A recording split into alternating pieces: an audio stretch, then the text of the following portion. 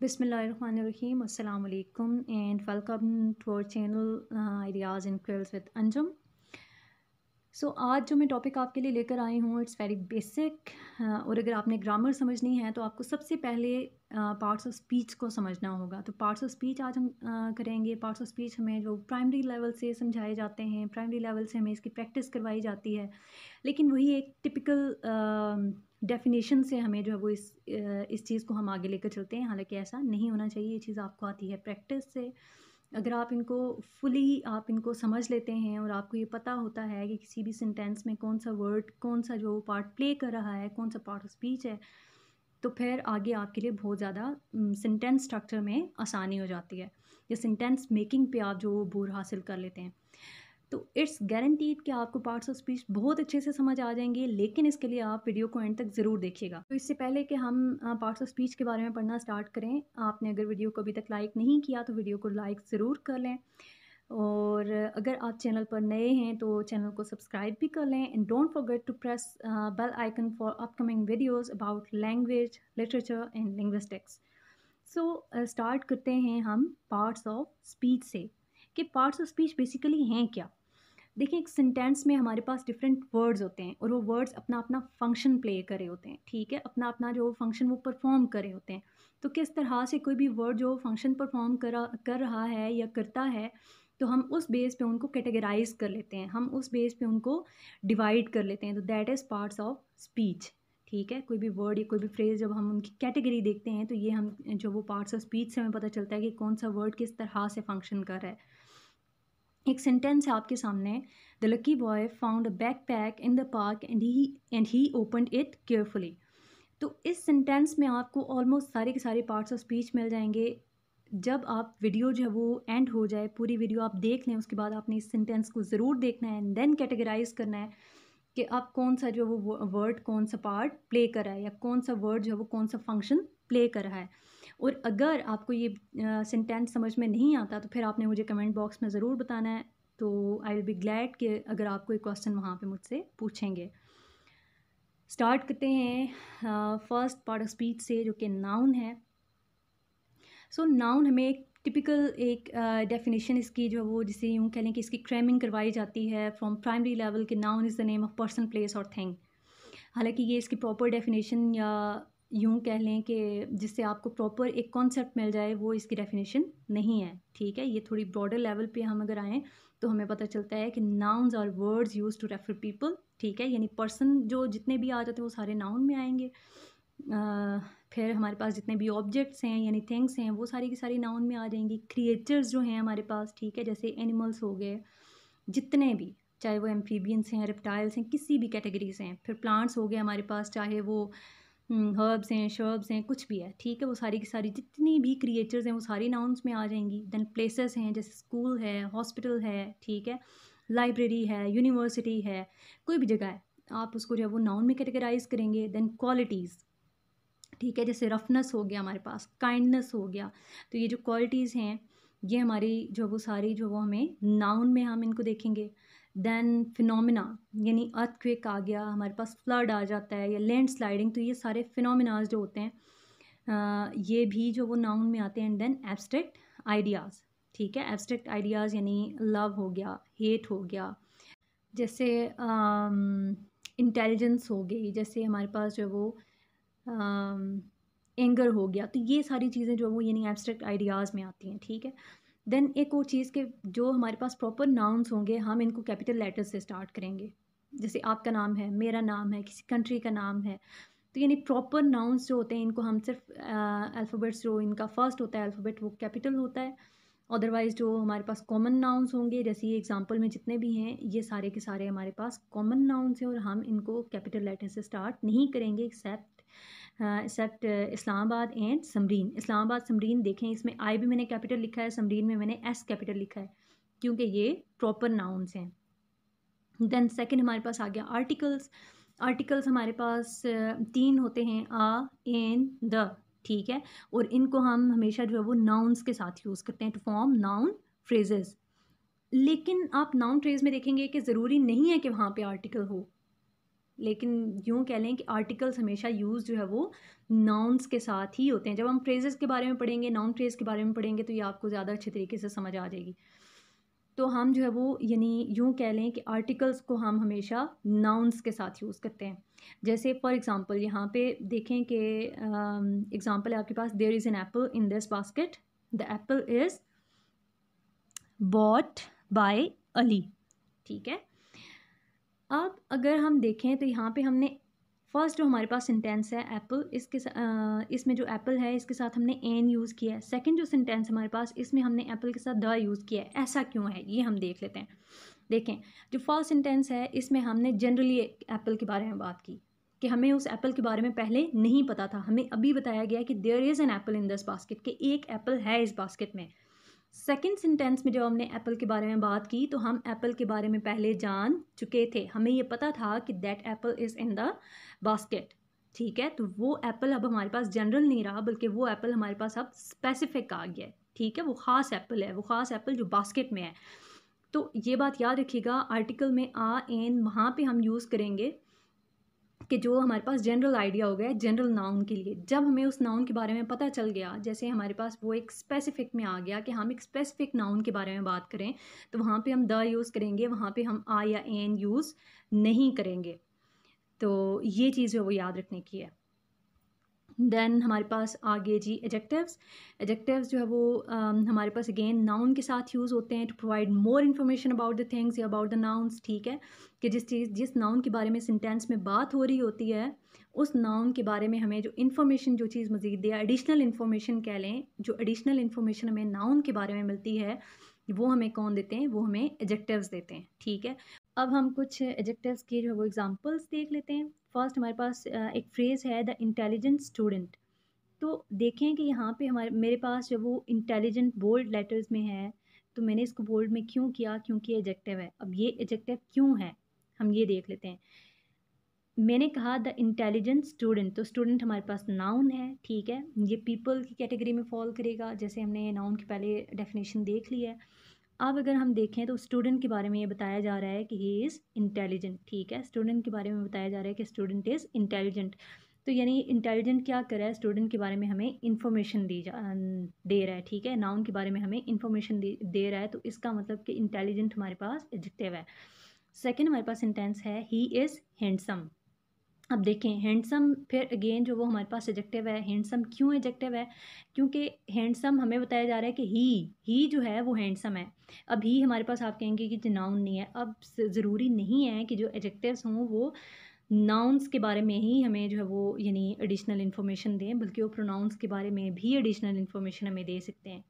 ये बात याद रखने की है कि ज़रूरी नहीं है कि हमारे पास जो एडजेक्टिव्स हैं वो नाउन्स को ही मॉडिफाई करें, बल्कि वो प्रोनाउंस को भी मॉडिफाई करते हैं।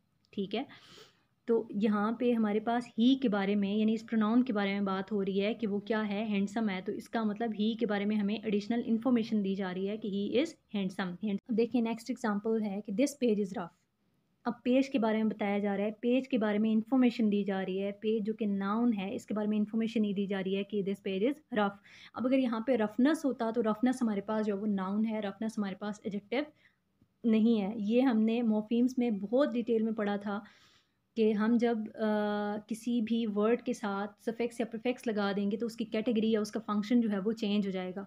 तो ये अगर आपको लिंक चाहिए, अगर आपने मॉर्फीम्स के बारे में या सफिक्सेस प्रीफिक्सेस के बारे में पढ़ना है, तो वो लिंक आपको मैं डिस्क्रिप्शन बॉक्स में दे दूँगी, वो वीडियो भी आप देख लें।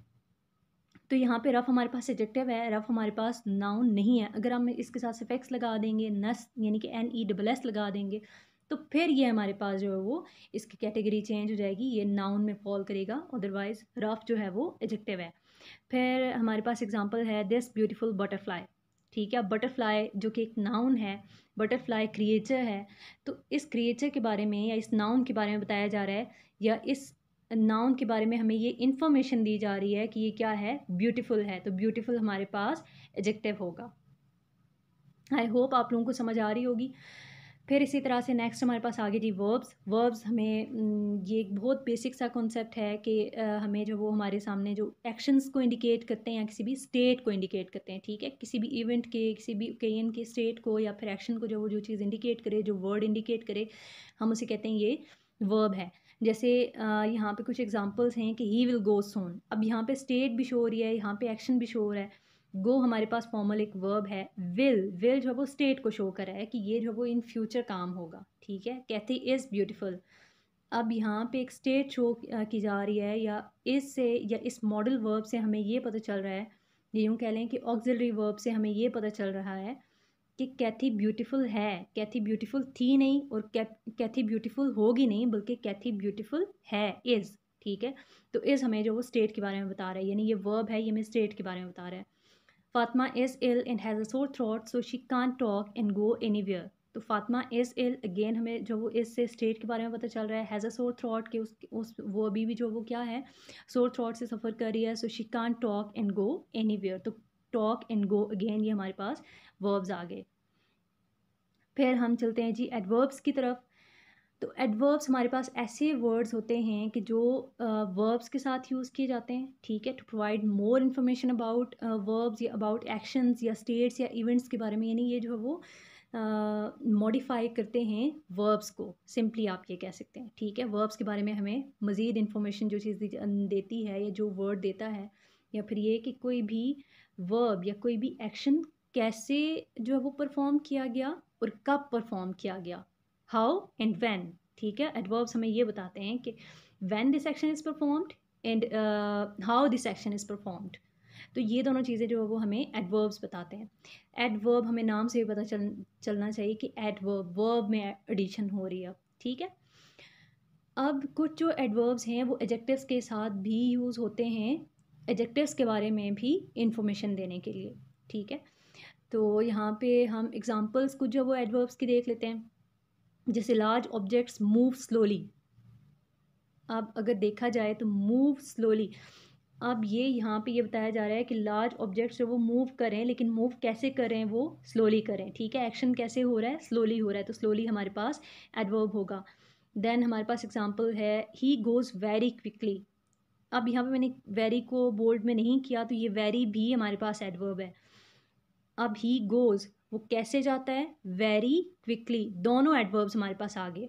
एक्शन कैसे हो रहा है, ठीक है, कि ही गोज़, सब्जेक्ट कैसे जा रहा है, सब्जेक्ट कैसे अपना एक्शन परफॉर्म कर रहा है, वेरी बहुत तेज़ी से, ठीक है, वेरी क्विकली, तो वेरी क्विकली दोनों हमें ये बता रहे हैं कि एक्शन कैसे परफॉर्म हो रहा है, तो ये एडवर्ब होगा। देन हमारे पास एग्जांपल है I had a very strange experience yesterday. अब अगर हम देखें तो यहाँ पे हमारे पास वेरी भी एडवर्ब है। वेरी के बारे में हम लोग पहले बात कर चुके हैं, येस्टरडे। अब यहाँ पे टाइम की इंडिकेशन हो रही है कि काम कब हुआ, कल हुआ, ठीक है, गुजरा हुआ कल, येस्टरडे। तो येस्टरडे भी हमारे पास एडवर्ब होगा। एक बात याद रखने की है कि हमें शुरू से क्रेमिंग करवाई जाती है, या बच्चों ने अपने माइंड में ये कॉन्सेप्ट बिठाया होता है स्टूडेंट्स ने, कि जो एल वाई वाले वर्ड्स होंगे, यानी जो एल वाई पे एंड होंगे वही एडवर्ब्स होंगे। ऐसा नहीं है।